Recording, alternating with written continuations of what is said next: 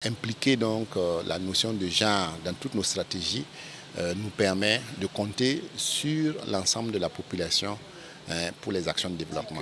Beaucoup de membres du patronat ont bénéficié de formations pour pouvoir en tout cas être sensibles à la question du genre, particulièrement grâce au BIT, pour ne citer que celui-là. Mais aussi les projets et les programmes du patronat sont systématiquement, en tout cas, conçus en tenant compte donc, du genre.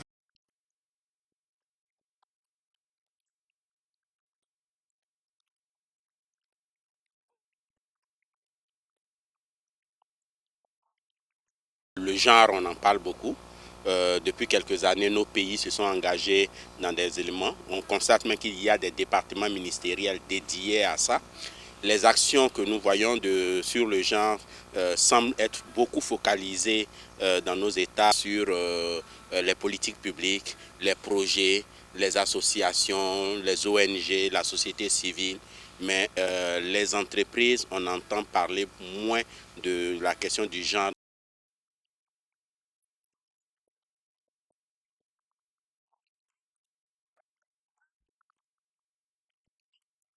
L'approche par l'équité tient compte des besoins et des spécificités de chacun et de chacune et ça permet de déployer, de permettre à tout un chacun de déployer ses forces, ses performances et ça permet à l'entreprise de capitaliser et d'aller de l'avant.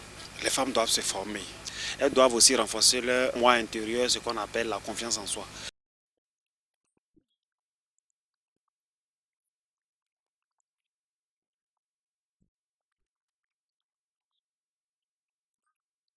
Il y a certaines entreprises qui n'étaient pas informées de l'existence d'un certain nombre de mécanismes et qu'il est attendu que nous allons aller vers eux pour les accompagner en termes de formation et de sensibilisation pour la prise en compte du genre au niveau des entreprises privées.